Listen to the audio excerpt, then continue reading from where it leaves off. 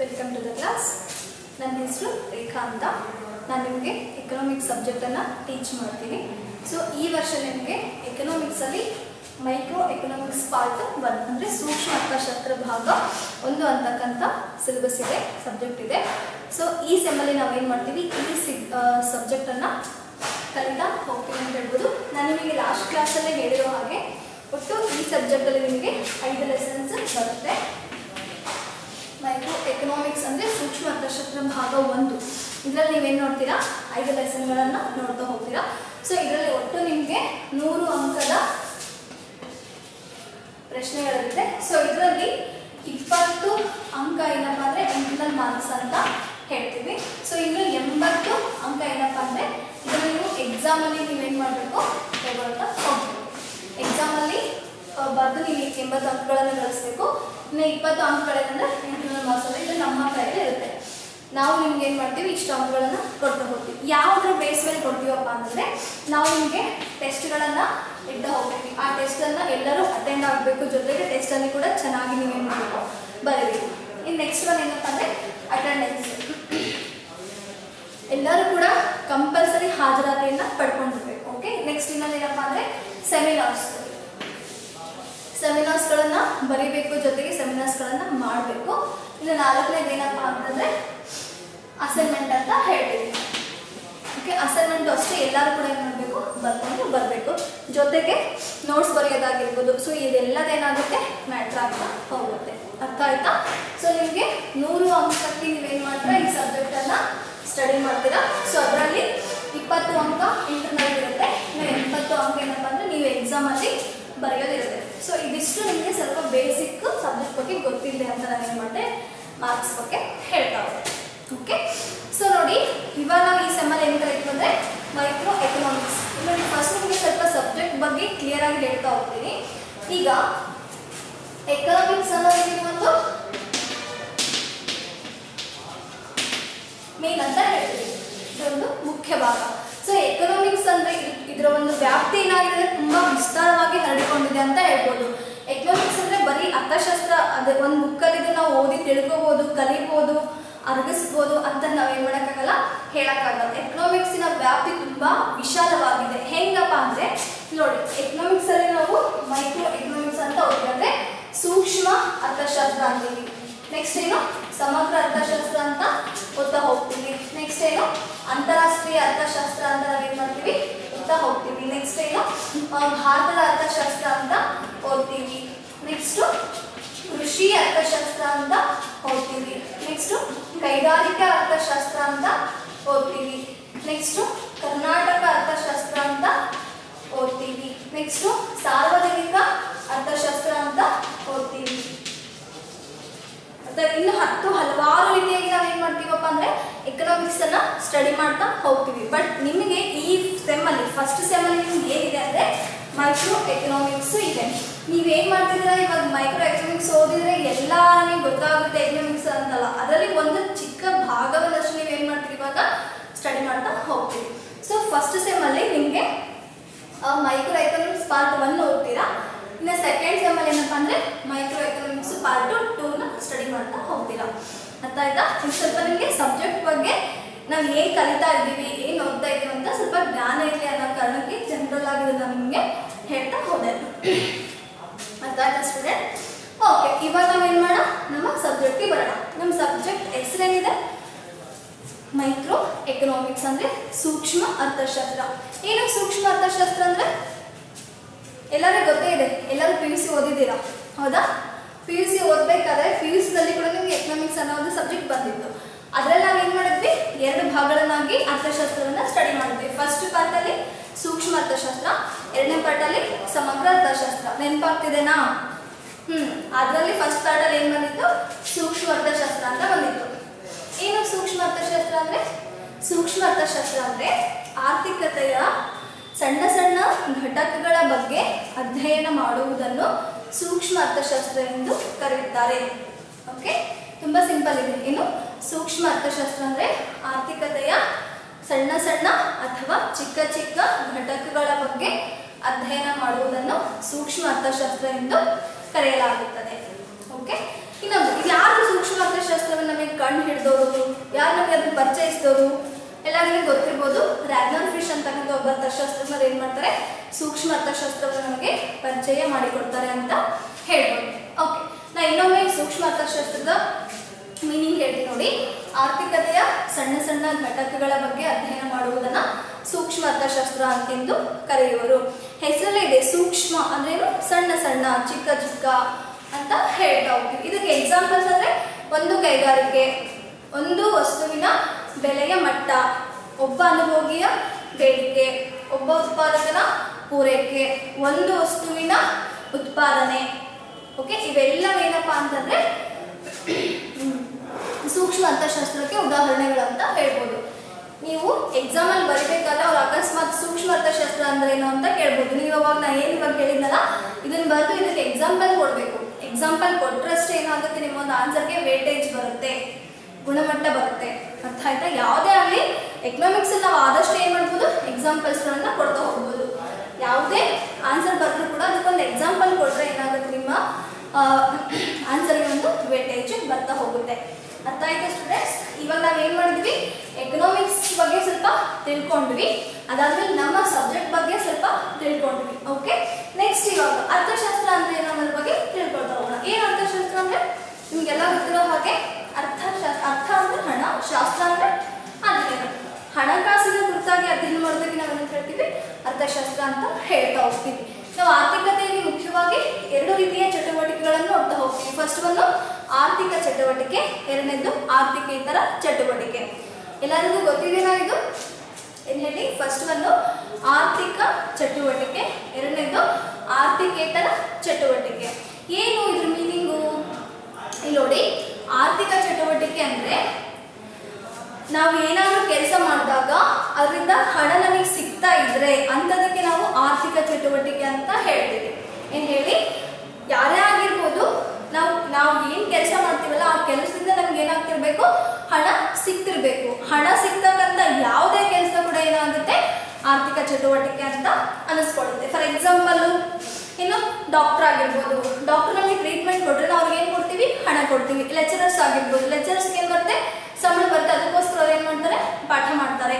Next ಈ ಗದ್ದೆಯಲ್ಲಿ ಉಳುಮೆ ಮಾಡೋದಾಗಿರ್ಬೋದು, ಆ ಉಳುಮೆ ಮಾಡಿದ ಮೇಲೆ 6 ತಿಂಗಳು ಆದಮೇಲೆ ಅವ್ರಿಗೆ ಏನಾಗುತ್ತೆ, ಫಸಲು ಬರುತ್ತೆ. ಆ ಫಸಲನ್ನು ಮಾರಿದ್ಮೇಲೆ ಅವ್ರಿಗೆ ಏನಾಗುತ್ತೆ, ಹಣ ಸಿಗುತ್ತೆ. ಹೌದಾ? ಸೊ ಒಟ್ಟಾರೆ ಹೇಳ್ಬೇಕು, ವ್ಯಾಪಾರ ಮಾಡೋದಾಗಿರ್ಬೋದು, ಹೋಟೆಲ್ ಬಿಸ್ನೆಸ್ ಆಗಿರ್ಬೋದು, ಎಲ್ಲದೂ ಏನಾಗುತ್ತೆ ಅಂದರೆ ಆರ್ಥಿಕ ಚಟುವಟಿಕೆ ಅಂತ ಅನಿಸ್ಕೊಳುತ್ತೆ. ಅರ್ಥಾಯ್ತಾ? ಹಣಕಾಸನ್ನು ನಮಗೆ ದೊರಕಿಸಿಕೊಡುವ ಯಾವುದೇ ಚಟುವಟಿಕೆಗೆ ನಾವು ಆರ್ಥಿಕ ಚಟುವಟಿಕೆ ಅಂತ ಹೇಳ್ಬೋದು. ಫಾರ್ ಎಕ್ಸಾಂಪಲ್ ಹೇಳೋದಾದರೆ ಪಾಠ ಮಾಡೋದಾಗಿರ್ಬೋದು, ಇನ್ನು ವೈದ್ಯಕೀಯ ಸೇವೆ ಆಗಿರ್ಬೋದು, ನೆಕ್ಸ್ಟ್ ವ್ಯಾಪಾರ ಮಾಡೋದಾಗಿರ್ಬೋದು, ನೆಕ್ಸ್ಟ್ ಏನು ಹೋಟೆಲ್ ಬಿಸ್ನೆಸ್ ಆಗಿರ್ಬೋದು. ಓಕೆ, ಇದೆಲ್ಲದೂ ಏನಾಗುತ್ತಪ್ಪ ಅಂದರೆ ಆರ್ಥಿಕ ಚಟುವಟಿಕೆ. ಈ ಆರ್ಥಿಕೇತರ ಚಟುವಟಿಕೆ ಅಂದರೆ ಹಣಕಾಸನ್ನು ಹೊರತುಪಡಿಸಿ ನಾವು ಮಾಡೋ ಕೆಲಸದಿಂದ ನಿಮಗೆ ಹಣ ಬರಲ್ಲ.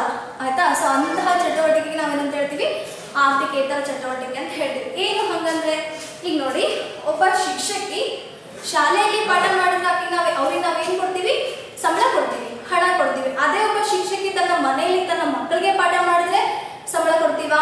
ಯಾರು ಸಂಬಳ ಇಸ್ಕೊಳ್ತಾರ? ಅವರು ಇಸ್ಕೊಳ್ಳಲ್ಲ. ಸೊ ಅಂತಹ ಒಂದು ಕೆಲಸಕ್ಕೆ ನಾವೇನಂತ ಹೇಳ್ತೀವಿ, ಆರ್ಥಿಕೇತರ ಚಟುವಟಿಕೆ. ಅದರಿಂದ ನಮ್ಗೆ ಹಣ ಬರಲ್ಲ, ಬಟ್ ಅದು ನಮ್ಮ ಡ್ಯೂಟಿ, ಮಾಡಲೇಬೇಕು ನಾವು. ಅಂತಹ ಕೆಲಸಕ್ಕೆ ನಾವೇನಂತ ಹೇಳ್ತೀವಿ, ಆರ್ಥಿಕೇತರ ಚಟುವಟಿಕೆ ಅಂತ ಹೇಳ್ತೀವಿ. ಫಾರ್ ಎಕ್ಸಾಂಪಲ್ ಡಾಕ್ಟ್ರೇ ಆಗಲಿ, ಆಯಿತಾ? ಒಬ್ಬ ಡಾಕ್ಟರ್ ಇದ್ದಾರಂದರೆ ಅವ್ನು ಹಾಸ್ಪಿಟ್ಲಲ್ಲಿ ಬಂದು ಅಥವಾ ಬೇರೆಯವ್ರಿಗೆ ನಾವು ಅವ್ನು ಸೇವೆ ಕೊಟ್ಟಿದ್ದಾರಂದರೆ ಅವ್ರಿಗೆ ನಾವು ಏನು ಕೊಡ್ತೀವಿ, ಹಣ ಕೊಡ್ತೀವಿ. ಬಟ್ ಅವ್ನ ಮನೆಯವನಿಗೆ ಅವ್ನು ಸೇವೆ ಕೊಡ್ತಿದ್ದಾನೆ, ಟ್ರೀಟ್ಮೆಂಟ್ ಮಾಡೋದಂದರೆ ಅವ್ನು ಹಣ ಇಸ್ಕೊಂತಾನ? ಇಸ್ಕೊಳ್ಳಲ್ಲ. ಹೌದಾ? ಅದೆಲ್ಲ ಏನಾಗುತ್ತೆ, ಆರ್ಥಿಕೇತರ ಚಟುವಟಿಕೆ ಅಂತ ಅನಿಸ್ಕೊಳ್ಳುತ್ತೆ. ಅರ್ಥ ಆಯ್ತಾ? ಸೊ ನಿಮಗೆ ಎಕನಾಮಿಕ್ಸ್ ನೀವು ಓದ್ತಿದ್ದೀರಂದರೆ ಕೆಲವು ಸಣ್ಣ ಪುಟ್ಟ ಏನು ವಿಷಯಗಳ ಬಗ್ಗೆ ನಿಮಗೆ ಗೊತ್ತಿರಬೇಕು. ಸೊ ಹಾಗಾಗಿ ನಾನು ಏನು ಮಾಡಿದೆ, ನಿಮಗೆ ಬೇಸಿಕ್ ನಾಲೆಡ್ಜನ್ನು ಕೊಡ್ತಾ ಇದ್ದೀನಿ. ಎಕನಾಮಿಕ್ಸ್ ಅಂದ್ರೇನು, ಎಕನಾಮಿಕ್ಸ್ ಎಲ್ಲ ಮತ್ತೆ ಎಷ್ಟು ಪಾರ್ಟ್ಗಳನ್ನು ನೋಡ್ತಾ ಹೋಗ್ತೀವಿ, ಸೂಕ್ಷ್ಮ ಅರ್ಥಶಾಸ್ತ್ರ ಅಂದ್ರೇನು. ಓಕೆ, ಸೂಕ್ಷ್ಮ ಅರ್ಥಶಾಸ್ತ್ರದಲ್ಲಿ ಎಕನಾಮಿಕ್ ಆಕ್ಟಿವಿಟೀಸ್ ಅಂದ್ರೇನು, ನಾನ್ ಎಕನಾಮಿಕ್ ಆಕ್ಟಿವಿಟೀಸ್ ಅಂದ್ರೇನು, ಅಂದರೆ ಆರ್ಥಿಕ ಚಟುವಟಿಕೆಗಳಂದ್ರೇನು, ಆರ್ಥಿಕೇತರ ಚಟುವಟಿಕೆಗಳಂದ್ರೇನು. ಸೊ ಇದೆಲ್ಲದೂ ಕೂಡ ನಿಮ್ಗೆ ಬೇಸಿಕ್ ನಾಲೆಡ್ಜು ಇರಬೇಕು. ಓಕೆ, ನೆಕ್ಸ್ಟ್ ಏನಪ್ಪ ಅಂದರೆ, ಇವಾಗ ನಮ್ಮ ಲೆಸನ್ಗಳು ನಾವೇನು ಮಾಡೋಣ, ಹೋಗ್ತಾ ಹೋಗೋಣ. ನಿಮಗೆ ಫಸ್ಟ್ ಲೆಸನ್ ಏನಿದೆ, ಚಾಪ್ಟರ್ 1 ಇಂಟ್ರೊಡಕ್ಷನ್ ಟು ಎಕನಾಮಿಕ್ಸ್, ಅಂದರೆ ಅಧ್ಯಾಯ 1 ಅರ್ಥಶಾಸ್ತ್ರ ಅರ್ಥಶಾಸ್ತ್ರಕ್ಕೆ ಪೀಠಿಕೆ. ಸೊ ಈ ಲೆಸನ್ ಅಲ್ಲಿ ಕಂಪ್ಲೀಟ್ ಆಗಿ ನಾವೇನ್ ಮಾಡ್ತಾ ಹೋಗ್ತೀವಿ, ಅರ್ಥಶಾಸ್ತ್ರದ ಬಗ್ಗೆನೇ ಸ್ಟಡಿ ಮಾಡ್ತಾ ಹೋಗ್ತೀವಿ. ಅಂದ್ರೆ ಅರ್ಥಶಾಸ್ತ್ರ ಅಂದ್ರೆ ಏನು, ಅರ್ಥಶಾಸ್ತ್ರಕ್ಕೆ ಹಲವಾರು ಅರ್ಥಶಾಸ್ತ್ರಜ್ಞರು ಏನ್ ಮಾಡ್ತಾರೆ, ತಮ್ಮದಾಗಿರ್ತಕ್ಕಂಥ ವ್ಯಾಖ್ಯೆಗಳನ್ನ ಕೊಡ್ತಾ ಹೋಗ್ತಾರೆ. ಯಾರ್ಯಾವ ವ್ಯಾಖ್ಯೆಗಳನ್ನ ಕೊಟ್ಟಿದ್ದಾರೆ ಅನ್ನೋದ್ರ ಬಗ್ಗೆ ನಾವೇನ್ ಮಾಡ್ತೀವಿ, ನೋಡ್ತಾ ಹೋಗ್ತೀವಿ. ಜೊತೆಗೆ ಅರ್ಥಶಾಸ್ತ್ರದ ವ್ಯಾಪ್ತಿ ಎಷ್ಟಿದೆ, ಅದ್ರ ಸ್ವರೂಪ ಎಲ್ಲಿಂದ ಎಲ್ಲಿಗೆ ಹರಡಿಕೊಂಡಿದೆ, ಅರ್ಥಶಾಸ್ತ್ರದ ಮಹತ್ವ ಏನಾಗಿದೆ, ನಾವು ಯಾಕೆ ಅರ್ಥಶಾಸ್ತ್ರವನ್ನು ಅಧ್ಯಯನ ಮಾಡಬೇಕು, ಅರ್ಥಶಾಸ್ತ್ರದ ಸಬ್ಜೆಕ್ಟ್ ಇಲ್ದಿದ್ರು ಕೂಡ ಆಗಿರ್ತಿತ್ತಲ್ಲ, ಬಟ್ ನಾವು ಅರ್ಥಶಾಸ್ತ್ರದಲ್ಲಿ ಏನಕ್ಕೆ ಸ್ಟಡಿ ಮಾಡ್ತಾ ಇದ್ದೀವಿ, ಅದ್ರ ಇಂಪಾರ್ಟೆನ್ಸ್ ಏನಿದೆ, ಅದರ ಮಿತಿಗಳೇನಿದೆ, ಅದು ಯಾವುದೇ ಒಂದು ಸಬ್ಜೆಕ್ಟ್ ಆಗಿರ್ಬೋದು, ಯಾವುದೇ ಒಂದು ವ್ಯಕ್ತಿ ಆಗಿರ್ಬೋದು, ಅದಕ್ಕೆ ಮೆರಿಟ್ಸ್ ಹೆಂಗಿರ್ತಾವೋ, ಅದರ ಅನುಕೂಲಗಳು, ಅದರ ಮಹತ್ವ ಹೆಂಗಿರ್ತಾವ, ಅದರ ಇತಿಮಿತಿಗಳು ಕೂಡ ಏನಾಗಿರ್ತವೆ ಹಂಗೆ ಇರ್ತವೆ. ಸೊ ಅದು ಇತಿಮಿತಿಗಳು ಏನಿದಾವೆ ಅನ್ನೋದ್ರ ಬಗ್ಗೆ ಕೂಡ ನಾವೇನು ಮಾಡ್ತೀವಿ, ಇಲ್ಲಿ ಸ್ಟಡಿ ಮಾಡ್ತಾ ಹೋಗ್ತೀವಿ. ಜೊತೆಗೆ ಇನ್ನೊಂದು ಪಾಯಿಂಟ್ ಏನಪ್ಪ ಅಂದರೆ, ಸೂಕ್ಷ್ಮ ಅರ್ಥಶಾಸ್ತ್ರ ಎಂದ್ರೇನು, ಸಮಗ್ರ ಅರ್ಥಶಾಸ್ತ್ರ ಎಂದ್ರೇನು, ಸೂಕ್ಷ್ಮ ಅರ್ಥಶಾಸ್ತ್ರದ ಮಹತ್ವ ಏನಿದೆ, ಅದರ ಇತಿಮಿತಿಗಳು ಏನೇನಿದ್ದಾವೆ ಅಂತಕ್ಕಂಥದ್ದನ್ನು ಕೂಡ ನಾವೇನು ಮಾಡ್ತೀವಿ, ಈ ಅಧ್ಯಾಯದಲ್ಲಿ ಸ್ಟಡಿ ಮಾಡ್ತಾ ಹೋಗ್ತೀವಿ. ನಾನು ಇಲ್ಲಿವರೆಗೂ ಹೇಳಿದ್ದು ನಿಮ್ಗೆ ಅರ್ಥ ಆಯ್ತಾ? ಓಕೆ. ಸೊ ನೋಡಿ, ನೆಕ್ಸ್ಟ್ ಲೆಸನ್ ಕಡೆ ನಾವು ಹೋಗೋಣ. Chapter 1 introduction to economics. ಅಂದರೆ ಎಕನಾಮಿಕ್ಸ್ನ ಒಂದು ಪೀಠಿಕೆ ಬಗ್ಗೆ ನಾವೇನು ಮಾಡಿ ಇವಾಗ ತಿಳ್ಕೊಳ್ತಾ ಹೋಗೋಣ. ಅಂದರೆ ಫಸ್ಟ್ ಏನು ಇಂಟ್ರೊಡಕ್ಷನ್ ಅಂತ ಹೇಳ್ಬೋದು. ಓಕೆ, ಇಲ್ಲಿ ನೋಡಿ, ಅದಕ್ಕೂ ಬಿಫೋರ್ ಇನ್ನೊಂದು ಹೇಳ್ತೀನಿ ನಿಮಗೆ, ಎಕನಾಮಿಕ್ಸ್ ಬಗ್ಗೆ ಎಷ್ಟು ತಿಳ್ಕೊಂಡ್ರೂ ಕೂಡ ಕಡಿಮೆನೆ, ಹೌದಾ? ನಮ್ಮ ಸಬ್ಜೆಕ್ಟ್ ಬಗ್ಗೆ ನಾವು ಎಷ್ಟು ತಿಳ್ಕೊಂಡ್ರೂ ಕಡಿಮೆನೆ. ಸೊ ಇನ್ನು ಸ್ವಲ್ಪ ನಿಮಗೆ ಜನರಲ್ ನಾಲೆಡ್ಜನ್ನು ಕೊಡ್ತಾ ಹೋಗ್ತೀನಿ. ಓಕೆ, ಇವಾಗ ನಾನು ಏನು ಮಾಡ್ತೀನಪ್ಪ ಅಂದರೆ ನೋಬೆಲ್ ಪ್ರೈಸ್ ಬಗ್ಗೆ ಹೇಳ್ತಾ ಹೋಗ್ತೀನಿ. ನೋಬೆಲ್ ಪ್ರೈಸ್ ಅಂತಕ್ಕಂಥದ್ದನ್ನು ನಮ್ಮ ಕಲಾ ವಿಭಾಗದಲ್ಲಿ ಬೇರೆ ಯಾವ ಸಬ್ಜೆಕ್ಟ್ ಯಾವ ಸಬ್ಜೆಕ್ಟ್ ಕೂಡ ಏನು ಮಾಡಲ್ಲ, ಕೊಡಲ್ಲ. ಬಟ್ ನಮ್ಮ ಎಕನಾಮಿಕ್ಸ್ ಮಾತ್ರ ಏನು ಮಾಡ್ತಾರೆ, ನೋಬೆಲ್ ಪ್ರೈಸನ್ನು ಕೊಡ್ತಾರೆ. ಯಾಕೆ ನೋಬೆಲ್ ಪ್ರೈಸ್ ಕೊಡ್ತಾರಪ್ಪ ಅಂದರೆ, ನಮ್ಮ ಎಕನಾಮಿಕ್ಸ್ ಅಂತಕ್ಕಂಥದ್ದು ಏನಂದರೆ ಇದು ತುಂಬ ನಿಖರವಾಗಿರ್ತಕ್ಕಂಥ ಸಬ್ಜೆಕ್ಟ್ ಅಂತಾನೆ ಹೇಳ್ಬೋದು. ಇಲ್ಲಿ ಯಾವುದೇ ಊಹಾಪೋಹಗಳಿಗೆ ಏನಿಲ್ಲ, ಜಾಗ ಇಲ್ಲ. ಎಕನಾಮಿಕ್ಸಲ್ಲಿ ಏನು ಹೇಳಿದ್ರು ಕೂಡ ಅದೇನಾಗುತ್ತೆ, ಎಕ್ಯುರೇಟ್ ಆಗಿರ್ತಾರೆ, ತುಂಬ ಇಂಪಾರ್ಟೆಂಟ್ ಎಂಬ ಒಂದು ಆರ್ಥಿಕತೆಗೆ. ಸೊ ಹಾಗಾಗಿ ಅವ್ರು ಏನು ಮಾಡ್ತಾರೆ, ನೋಬೆಲ್ ಪ್ರೈಸನ್ನು ನಮ್ಮ ಎಕನಾಮಿಕ್ಸ್ ಕೂಡ ಕೊಡ್ತಾ ಹೋಗ್ತಾರೆ. ಸೊ ನೋಬೆಲ್ ಪ್ರೈಸ್ ಬಗ್ಗೆ ಸ್ವಲ್ಪ ನಾನು ನಿಮ್ಗೆ ಏನು ಮಾಡ್ತೀನಿ, ಹಿನ್ನೆಲೆಯನ್ನು ಹೇಳ್ತಾ ಹೋಗ್ತೀನಿ. ಫಸ್ಟ್ ನೋಬೆಲ್ ಪ್ರೈಸನ್ನು ಸ್ಟಾರ್ಟ್ ಮಾಡಿದಿರುವಾಗ ಆದರೆ 1901 ನೋಬೆಲ್ ಪ್ರೈಸ್ ಕೊಡ್ಲಿಕ್ಕೆ ಏನು ಮಾಡಿದ್ರು, ಸ್ಟಾರ್ಟ್ ಮಾಡಿದ್ರು. ಸೊ ನಮ್ಮ ಎಕನಾಮಿಕ್ಸ್ಗೆ ನೋಬೆಲ್ ಪ್ರೈಸ್ ಕೊಟ್ಟಿದ್ದು ಯಾವಾಗ ಅಂದರೆ 1969 ಅಂತ ಹೇಳ್ಬೋದು. ಇವು ತುಂಬ ಇಂಪಾರ್ಟೆಂಟ್ ನೋಡಿ, ಡೇಟ್ಗಳನ್ನು, ಇಯರ್ಗಳನ್ನು ನೆನ್ಪಿಟ್ಕೋಬೇಕು, ಮತ್ತು ಯಾರಿಗೆ ಕೊಟ್ಟಿದ್ದಾರೆ ಅನ್ನೋದು ಕೂಡ ನೆನ್ಪಿಟ್ಕೋಬೇಕು. ಇದು ನಿಮಗೆ ಕಾಂಪಿಟೇಟಿವ್ ಎಕ್ಸಾಮ್ಸಲ್ಲಿ ಏನಾಗುತ್ತೆ, ನಿಮಗೆ ಯೂಸ್ಫುಲ್ ಆಗ್ತಾ ಹೋಗುತ್ತೆ ಅಂತ ಹೇಳ್ಬೋದು. ಓಕೆ, ಇವೆಲ್ಲ ಬೇಸಿಕ್ಕು. ನಾವು ಎಕನಾಮಿಕ್ಸ್ ಕಲಿತಿದ್ದೀವಿ ಅಂದರೆ ನಮ್ಗೆ ಸ್ವಲ್ಪ ಎಕನಾಮಿಕ್ಸ್ ಬಗ್ಗೆ ಬೇಸಿಕ್ ನಾಲೆಡ್ಜ್ ಇರಬೇಕು, ಹೌದಾ? ನೀವು ಡಿಗ್ರಿ ಲೆವೆಲಿಗೆ ಬಂದಂಗಿಲ್ಲ, ನೀವು ತುಂಬಾ ಆಳವಾಗಿ ಏನು ಮಾಡಬೇಕು, ವಿಷಯಗಳನ್ನು ಸ್ಟಡಿ ಮಾಡ್ತಾ ಹೋಗಬೇಕು. ಸೊ ಹಾಗಾಗಿ ಇದೆಲ್ಲ ನಿಮಗೆ ಇವಾಗ ನಾನು ಹೇಳ್ತಾ ಇದ್ದೀನಿ ಅಷ್ಟೇ. ಓಕೆ, ಫಸ್ಟ್ ನೋಬೆಲ್ ಪ್ರೈಸ್ ಕೊಡೋಕೆ ಸ್ಟಾರ್ಟ್ ಮಾಡಿದ್ದು 1901 ನಮ್ಮ ಎಕನಾಮಿಕ್ಸ್ಗೆ ನೋಬೆಲ್ ಪ್ರೈಸ್ ಕೊಡಲಿಕ್ಕೆ ಸ್ಟಾರ್ಟ್ ಮಾಡಿದ್ದು ಯಾವಾಗಂದರೆ 1969. ಯಾರಿಗೆ ಕೊಟ್ಟರು ಫಸ್ಟಿಗೆ ಅಂದರೆ, ರ್ಯಾಗ್ನರ್ ಫ್ರಿಶ್ ಅಂತ ಒಬ್ಬ ಅರ್ಥಶಾಸ್ತ್ರಜ್ಞರು ಬರ್ತಾರೆ, ಅವ್ರಿಗೆ ಏನು ಮಾಡಿದ್ರು, ನೋಬೆಲ್ ಪ್ರೈಸನ್ನು ಪ್ರಥಮ ಬಾರಿಗೆ ಕೊಟ್ಟರು. ಓಕೆ, ನೆಕ್ಸ್ಟ್ ನಮ್ಮ ಇಂಡಿಯನ್ಸ್ಗೆ, ಇವರೆಲ್ಲರೂ ಬೇರೆ ದೇಶದವರು, ಹೌದಾ? ಸೊ ನಮ್ಮ ಭಾರತೀಯರಲ್ಲಿ ಯಾರು ಫಸ್ಟ್ ತಗೊಂಡ್ರು ನೋಬೆಲ್ ಪ್ರೈಸ್ ಎಕನಾಮಿಕ್ಸ್ ಅಂದರೆ 1998 ಅಮರ್ತ್ಯ ಸೇನ್ ಅವರಿಗೆ ಏನು ಮಾಡಿದ್ರು, ನೋಬೆಲ್ ಪ್ರೈಸನ್ನು ಕೊಡ್ತಾ ಹೋದರು. ಅವರು ಅರ್ಥಶಾಸ್ತ್ರದಲ್ಲಿ ತುಂಬ ಸಾಧನೆಯನ್ನು ಮಾಡಿದ ಕಾರಣ ಅವ್ರಿಗೆ ಏನು ಮಾಡಿದ್ರಪ್ಪ ಅಂದರೆ 1998 ಅಮರ್ತ್ಯ ಸೇನ್ ಅವರಿಗೆ ನೋಬೆಲ್ ಪ್ರೈಸನ್ನು ಕೊಟ್ಟರು. ಅದಾದಮೇಲೆ ತುಂಬ ವರ್ಷಗಳ ನಂತರ ಇವಾಗ 2019 ಲಾಸ್ಟ್ ಇಯರ್ 2019 ಅಭಿಜಿತ್ ಬ್ಯಾನರ್ಜಿ ಮತ್ತು ಅವರ ತಂಡಕ್ಕೂ ಕೂಡ ಏನು ಮಾಡಿದ್ದಾರೆ, ನೋಬೆಲ್ ಪ್ರೈಸನ್ನು ಎಕನಾಮಿಕ್ಸಲ್ಲಿ ಕೊಟ್ಟಿದ್ದಾರೆ ಅಂತ ಹೇಳ್ಕೊಡ್ತೀವಿ. ಓಕೆ, ನೋಬೆಲ್ ಪ್ರೈಸ್ ತಗೊಳ್ಳೋದು ಅಷ್ಟು ಸುಲಭದ ಮಾತಲ್ಲ.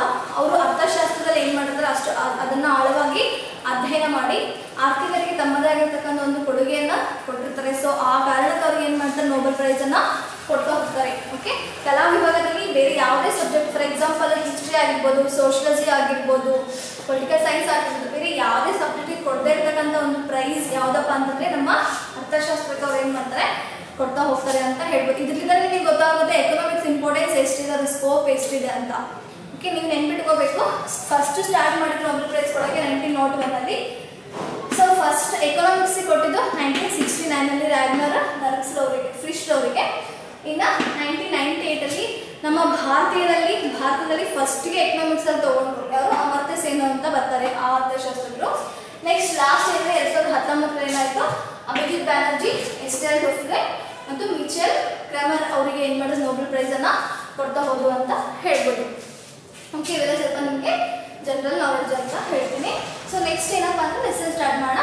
ಇಂಟ್ರೊಡಕ್ಷನ್ ಟು ಎಕನಾಮಿಕ್ಸ್ ಅಂದರೆ ಅರ್ಥಶಾಸ್ತ್ರಕ್ಕೆ ಪೀಠಿಕೆ ಅಂತ ಹೇಳ್ಬೋದು. ಸೊ ಏನು ನೋಡ್ತಾ ಹೋಗ್ತೀವಿ ನೋಡಿ, ಅರ್ಥಶಾಸ್ತ್ರ ಒಂದು ಸಾಮಾಜಿಕ ವಿಜ್ಞಾನವಾಗಿದೆ. ಅರ್ಥಶಾಸ್ತ್ರ ಅಂತಕ್ಕಂಥದ್ದು ಇದೇನಪ್ಪ ಅಂದರೆ ಒಂದು ಸಾಮಾಜಿಕ ವಿಜ್ಞಾನ. ಇಲ್ಲಿ ನಾವು ಅರ್ಥಶಾಸ್ತ್ರ ಅಂತಕ್ಕಂಥದ್ದು ಬೇರೆ ಎಲ್ಲೋ ಸ್ಟಡಿ ಮಾಡಬೇಕಾಗಿಲ್ಲ. ನಮ್ಮ ಎಕನಾಮಿಕ್ಸಲ್ಲಿ ದೈನಂದಿನ ಜೀವನದಲ್ಲಿ ನಾವು ಏನು ಮಾಡ್ತೀವಿ, ಅರ್ಥಶಾಸ್ತ್ರವನ್ನು ನೋಡ್ತಾ ಹೋಗ್ತೀವಿ. ಏನು ಅರ್ಥಶಾಸ್ತ್ರ ಅಂತಂದರೆ, ಈಗ ನೋಡಿ ನಾವು ಎಲ್ಲಿಗೆ ಹೊರಗಡೆ ಹೋಗ್ಬೇಕಂದ್ರೆ ನಮಗೆ ಹಣ ಬೇಕು, ಹೌದಾ? ಹಣ ಇಲ್ಲಾಂದ್ರೆ ಏನಾದ್ರು ಆಗುತ್ತಾ? ಏನೋ ಆಗಕ್ಕೆ ಸಾಧ್ಯ. ನೀವು ಇಲ್ಲಿ ಅಡ್ಮಿಷನ್ ತೊಗೊಳ್ಬೇಕಂದ್ರೆ ಫಸ್ಟ್ ಏನಿರಬೇಕು, ಹಣ ಇರಬೇಕು. ಹಣ ಇದ್ರೆ ಮಾತ್ರ ನಿಮಗೆ ಅಡ್ಮಿಷನ್ ತೊಗೊಳ್ತಾರ. ಇಲ್ಲ ಬಾಮ್ಮ ನೀ ಒಳ್ಳೆ ಹುಡುಗಿ ಅದಿ, ಚಲೋ ಓದಾಕತ್ತಿ, ಹಾಗೆ ಬಂದು ಹಾಗೆ ಹೋಗಂತ ಯಾರು ಹೇಳ್ತಾರ? ಚಾನ್ಸ್ ಇಲ್ಲ. ನೀವು ಹಣ ಕೊಟ್ಟರೆ ಅಷ್ಟೇ ಏನಾಗುತ್ತೆ, ಇಲ್ಲಿ ಅಡ್ಮಿಷನ್ಸು ಸ್ಟಾರ್ಟ್ ಆಗುತ್ತೆ. ನಾವು ಬೆಳಗ್ಗೆ ಎದ್ದ ತಕ್ಷಣ ಏನು ಕಾಫಿ ಕುಡಿಬೋದು, ಟೀ ಕುಡಿಬೋದು, ಟಿಫನ್ ಮಾಡ್ಬೋದು, ಅವೆಲ್ಲದೂ ಫ್ರೀ ಬರುತ್ತಾ? ಅವೆಲ್ಲ ದಿನಸಿ ತೊಗೊಂಬರೋಕೆ ನಮ್ಗೆ ಏನಿರಬೇಕು, ಹಣ ಇರಬೇಕು, ಹೌದಾ? ಪ್ರತಿಯೊಂದು ಶಾಲೆ ಆಗಿರ್ಬೋದು, ಕಾಲೇಜ್ ಆಗಿರ್ಬೋದು, ವೈದ್ಯಕೀಯ ಸೇವೆ ಆಗಿರ್ಬೋದು, ನಮಗೆ ಬೇಕಾಗಿರ್ತಕ್ಕಂಥ ಮೂಲ ಸೌಕರ್ಯಗಳಾಗಿರ್ಬೋದು, ನಮ್ಮ ಆಹಾರ ಆಗಿರ್ಬೋದು, ನಾವು ಇರ್ತಕ್ಕಂಥ ಮನೆ ಆಗಿರ್ಬೋದು, ಸೊ ನಾವು ವಿದ್ಯುತ್ತನ್ನು ಉಪಯೋಗ ಮಾಡೋದಾಗಿರ್ಬೋದು, ಎಲ್ಲದ ಯಾವುದು ಸಂಬಂಧಪಡುತ್ತೆ, ಅರ್ಥಶಾಸ್ತ್ರಕ್ಕೆ ಸಂಬಂಧಪಡುತ್ತೆ. ಎಲ್ಲದೂ ಹಣ ಇದ್ರಷ್ಟೇ ಏನಾಗುತ್ತೆ, ನಮಗೆ ದೊರಕುತ್ತೆ. ಹಣ ಇಲ್ಲ ಅಂತಂದರೆ ಯಾವುದು ನಮಗೆ ದೊರಕಲಿಕ್ಕೆ ಏನಾಗಲ್ಲ, ಸಾಧನೆ ಆಗಲ್ಲ. ಹಾಗಾಗಿ ಅರ್ಥಶಾಸ್ತ್ರ ಅಂತಕ್ಕಂಥದ್ದು ಇದೇನಾಗಿದೆ, ಒಂದು ಸಾಮಾಜಿಕ ವಿಜ್ಞಾನವಾಗಿದೆ. ಇದು ನಮ್ಮ ಸಮಾಜದಲ್ಲಿ ಬೇಕೇ ಬೇಕು. ಜೊತೆಗೆ ಅಕ್ಯುರೇಟ್ ಆಗೋದ್ರಿಂದ ಅದನ್ನು ನಾವು ಹೇಳ್ತೀವಿ ಸಾಮಾಜಿಕ ವಿಜ್ಞಾನವಾಗಿದೆ ಅಂತ ಹೇಳ್ತೀವಿ. ಓಕೆ, ನೆಕ್ಸ್ಟ್ ಏನಪ್ಪ ಅಂತಂದರೆ, ಇದು ಮಾನವನ ಇತಿಹಾಸದಷ್ಟೇ ಪುರಾತನವಾಗಿದೆ ಅಂತ ಹೇಳ್ಬೋದು. ಎಕನಾಮಿಕ್ಸ್ ಅನ್ನೋದು ನಿನ್ನೆ ಮೊನ್ನೆ ಬಂದಿರತಕ್ಕಂಥ ಒಂದು ಸಬ್ಜೆಕ್ಟ್ ಅಲ್ಲ. ಇದು ಮಾನವ ಯಾವಾಗ ಹುಟ್ಟುಕೊಂಡಲ್ಲ ಅವಾಗಿಂದಲೂ ಅರ್ಥಶಾಸ್ತ್ರ ಅಂತಕ್ಕಂಥ ಸಬ್ಜೆಕ್ಟ್ ಏನಾಗಿದೆ, ತನ್ನ ಅಸ್ತಿತ್ವವನ್ನು ಪಡೆದುಕೊಂಡಿದೆ ಅಂತ ಹೇಳ್ಬೋದು. ಓಕೆ, ನೆಕ್ಸ್ಟ್ ಇದಕ್ಕೆ ಸ್ವತಂತ್ರ ಅಸ್ತಿತ್ವ ಇರಲಿಲ್ಲ. ಬಟ್ ಎಕನಾಮಿಕ್ಸ್ ಏನಾಗಿರಲಿಲ್ಲ, ಸ್ವತಂತ್ರ ಅಸ್ತಿತ್ವ ಇರಲಿಲ್ಲ. ಬಟ್ ಇತ್ತೀಚೆಗೆ ಅದಕ್ಕೆ ಏನಾಗಿದೆ, ಒಂದು ಸ್ವತಂತ್ರ ಅಸ್ತಿತ್ವ ಬಂದಿದೆ. ಅದನ್ನ ಒಂದು ಬೇರೆ ಸಬ್ಜೆಕ್ಟ್ ಆಗಿ ನಾವು ಇವಾಗ ಏನು ಮಾಡ್ತೀವಿ, ಸ್ಟಡಿ ಮಾಡ್ತೀವಿ. ಅದಕ್ಕೂ ಬಿಫೋರ್ ಅದನ್ನು ನಾವು ಒಂದು ಸಮಾಜದಲ್ಲೇ, ಸಮಾಜ ಅಂತಕ್ಕಂಥ ಸಬ್ಜೆಕ್ಟಲ್ಲಿ ಅದನ್ನು ನಾವು ಏನು ಮಾಡ್ತಿದ್ವಿ, ಸ್ಟಡಿ ಮಾಡ್ತೀವಿ. ಬಟ್ ಆಫ್ಟರ್ ತರುವಾಯ ಅಂದರೆ ಒಬ್ಬ ಅರ್ಥಶಾಸ್ತ್ರಜ್ಞ ಬರ್ತಾರೆ. ಅವ್ರು ಯಾರಪ್ಪ ಅಂದರೆ ಆಡಮ್ ಸ್ಮಿತ್ ಅಂತಕ್ಕಂಥವ್ರು. ಆಡಮ್ ಸ್ಮಿತ್ ಹೆಸರು ನೆನಪಿದ್ರೆ ನಿಮಗೆ ಇವ್ರು ಯಾರು ಹೇಳಿ? ಆಡಮ್ ಸ್ಮಿತ್ ಅನ್ನೋರು ಅರ್ಥಶಾಸ್ತ್ರದ ಪಿತಾಮಹ ಅಂತ ಹೇಳಿ, ಹೌದಾ? ಅರ್ಥಶಾಸ್ತ್ರದ ಪಿತಾಮಹ ಆಗಿರ್ತಕ್ಕಂಥ ಆಡಮ್ ಸ್ಮಿತ್ ಅವರು 1776ರಲ್ಲಿ ಒಂದು ಗ್ರಂಥ ಬರ್ತಾರೆ. ಆ ಗ್ರಂಥದ ಹೆಸರು wealth of nation. Wealth of nation, ಹೌದಾ? ಸೊ ಈ ಗ್ರಂಥ ಬರೆದ ಮೇಲೆ ಅರ್ಥಶಾಸ್ತ್ರದ ಮಹತ್ವವನ್ನು ಇದರಲ್ಲಿ ಅವ್ರು ಏನು ಮಾಡ್ತಾರೆ, ಸಾರಿ ಹೇಳ್ತಾರೆ. ಓಕೆ, ಅಂದರೆ 1776ರಲ್ಲಿ ವೆಲ್ತ್ ಆಫ್ ನೇಷನ್ ಅಂತಕ್ಕಂಥ ಒಂದು ಗ್ರಂಥ ಬರ್ತಾರೆ. ಅಂದರೆ ರಾಷ್ಟ್ರಗಳ ಸಂಪತ್ತು. ಈ ಒಂದು ಗ್ರಂಥದಲ್ಲಿ ಅಥವಾ ಈ ಒಂದು ಕೃತಿಯಲ್ಲಿ ಅರ್ಥಶಾಸ್ತ್ರದ ಬಗ್ಗೆ ಅವ್ರು ಏನು ಮಾಡ್ತಾರೆ, ಸಂಪೂರ್ಣವಾಗಿ ಅದರ ಇಂಪಾರ್ಟೆನ್ಸಿನ ಮಹತ್ವವನ್ನು ತಿಳಿಸ್ತಾ ಹೋಗ್ತಾರೆ. ಅದಕ್ಕೋಸ್ಕರ ಏನಾಯಿತು, 1776 ನಂತರ ಅರ್ಥಶಾಸ್ತ್ರವನ್ನು ಸ್ವತಂತ್ರ ಒಂದು ವಿಷಯವನ್ನಾಗಿ ನಾವು ಏನು ಮಾಡ್ತಾ ಹೋದ್ವಿ, ಸ್ಟಡಿ ಮಾಡ್ತಾ ಹೋದ್ವಿ. ಇದಕ್ಕೂ ಬಿಫೋರು ಅದಕ್ಕೊಂದು ತನ್ನದಾಗಿರ್ತಕ್ಕಂಥ ಅಸ್ತಿತ್ವ ಇರಲಿಲ್ಲ ಅಂತ ಹೇಳ್ಬೋದು. ಓಕೆ, ನೆಕ್ಸ್ಟು ಪ್ರಾಚೀನ ಗ್ರೀಕ್ ನಗರ ರಾಜ್ಯಗಳಲ್ಲಿ ಅರ್ಥಶಾಸ್ತ್ರವು ಕೇವಲ ಕುಟುಂಬ ವ್ಯವಹಾರ ಮತ್ತು ರಾಜ್ಯತಂತ್ರದ ಕಲೆಯಾಗಿ ಅವರು ಏನು ಮಾಡ್ತಿದ್ರು, ಅದನ್ನು ಸ್ಟಡಿ ಮಾಡ್ತಾ ಹೋಗ್ತಿದ್ರು. ಅರ್ಥಶಾಸ್ತ್ರ ಅಂದರೆ ಕೇವಲ ಕುಟುಂಬದಲ್ಲಿ ವ್ಯವಹಾರ ಯಾವ ರೀತಿ ಮಾಡಬೇಕು, ಜೊತೆಗೆ ರಾಜ್ಯತಂತ್ರದ ಕಲೆ, ರಾಜ್ಯವನ್ನು ನಾವು ಯಾವ ರೀತಿ ಅದನ್ನು ಉಳಿಸ್ಬೇಕು, ಯಾವ ರೀತಿ ಬೆಳೆಸಬೇಕು, ರಾಜ್ಯಕ್ಕೆ ಬೊಕ್ಕಸ ಯಾವ ರೀತಿಯಾಗಿ ಬರುತ್ತೆ, ಆ ಬಂದಿರ್ತಕ್ಕಂಥ ಬೊಕ್ಕಸವನ್ನು ಯಾವ ರೀತಿ ನಾವು ಜನರಿಗೆ ವಿನಿಯೋಗ ಮಾಡಬೇಕು, ಯಾವ ರೀತಿ ಖರ್ಚು ಮಾಡಬೇಕು ಅಂತಕ್ಕಂಥದ್ರ ಬಗ್ಗೆ ಅಷ್ಟೇ ಏನು ಮಾಡ್ತಿದ್ರು, ಗ್ರೀಕ್ ನಗರ ರಾಜ್ಯಗಳಲ್ಲಿ ಅರ್ಥಶಾಸ್ತ್ರದ ಬಗ್ಗೆ ತಿಳ್ಕೊಳ್ತಾ ಹೋಗ್ತಿದ್ರು ಅಥವಾ ಸ್ಟಡಿ ಮಾಡ್ತಾ ಹೋಗ್ತಿದ್ರು ಅಂತ ಹೇಳ್ಬೋದು. ಇದು ಅದರ ರಾಜ್ಯತಂತ್ರ ಕಲೆ ಆಗಿತ್ತು. ಆದ್ದರಿಂದಲೇ ಅರ್ಥಶಾಸ್ತ್ರ ರಾಜಕೀಯ ಅರ್ಥಶಾಸ್ತ್ರ ಎಂಬ ಹೆಸರು ಕೂಡ ಪಡೆದಿತ್ತು. ಇಲ್ಲಿ ನೋಡಿ, ನಾವು ಇವಾಗ ಅರ್ಥಶಾಸ್ತ್ರವನ್ನ ಬರೀ ಅರ್ಥಶಾಸ್ತ್ರ ಅಂತ ಓದ್ತೀವಿ. ಅದಕ್ಕೂ ಬಿಫೋರ್ ಏನಂದ್ರೆ ಅದನ್ನು ನಾವು ರಾಜಕೀಯ ಅರ್ಥಶಾಸ್ತ್ರ ಅಂತಾನೆ ಸ್ಟಡಿ ಮಾಡ್ತಾ ಇದ್ವಿ. ಓಕೆ, ಸೆಪ್ರೇಟ್ ಆಗಿ ನಾವು ಅರ್ಥಶಾಸ್ತ್ರ ಅಂತ ಸ್ಟಡಿ ಮಾಡ್ತಾ ಇದ್ದಿಲ್ಲ. ಹೆಂಗ್ ಸ್ಟಡಿ ಮಾಡ್ತಿದ್ವಿ ಅಂದ್ರೆ ರಾಜಕೀಯ ಅರ್ಥಶಾಸ್ತ್ರ ಅಂತ ಸ್ಟಡಿ ಮಾಡ್ತಿದ್ವಿ.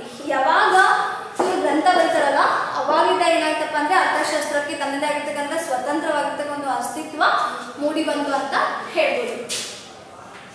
ಆದ್ದರಿಂದ ಇಲ್ಲಿ ನೋಡಿ, ಸೊ ಹಾಗಾಗಿ ಗ್ರೀಕ್ ಪದಗಳಾಗಿರ್ತಕ್ಕಂಥ ಪೋಲಿಸ್ ಮತ್ತು ಒಕೋನಮಿಯ. ಪೋಲಿಸ್ ಅಂದ್ರೆ ನಗರ ರಾಜ್ಯ, ಒಕೋನಮಿ ಅಂದ್ರೆ ಮನೆಯ ಆಡಳಿತ.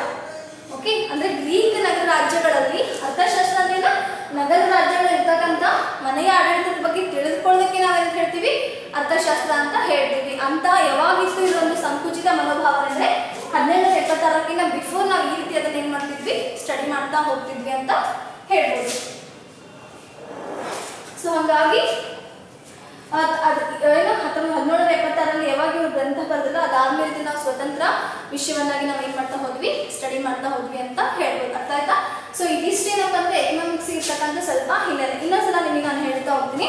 ಅರ್ಥಶಾಸ್ತ್ರ ಅಂತಕ್ಕಂಥದ್ದು, ಅರ್ಥಶಾಸ್ತ್ರ ಒಂದು ಸಾಮಾಜಿಕ ವಿಜ್ಞಾನವಾಗಿದೆ. ಅರ್ಥಶಾಸ್ತ್ರ ಕೇವಲ ಕುಟುಂಬ ವ್ಯವಹಾರಕದ ಕಲೆ ಮತ್ತು ರಾಜ್ಯತಂತ್ರದ ಒಂದು ಕಲೆಯಾಗಿತ್ತು ಅಂತ ಹೇಳ್ಬೋದು. ಜೊತೆಗೆ ಗ್ರೀಕ್ ಅರ್ಥಶಾಸ್ತ್ರ ಅಂದ್ರೆ ಎಕನಾಮಿಕ್ಸ್ ಅಂತಕ್ಕಂಥ ಶಬ್ದವನ್ನ ಗ್ರೀಕ್ ಪದಗಳಾಗಿರ್ತಕ್ಕಂಥ ಪೊಲೀಸ್ ಮತ್ತು ಒಕೋನೋಮಿಯಾ ಅಂತಕ್ಕಂಥ ಶಬ್ದಗಳಿಂದ ನಾವೇನ್ ಮಾಡಿದೀವಿ, ತಗೊಂಡಿದ್ದೀವಿ. ಪೊಲೀಸ್ ಅಂದ್ರೆ ನಗರ ರಾಜ್ಯ, ಎಕೋನಮಿ ಅಂದ್ರೆ ಮನೆಯ ಆಡಳಿತ.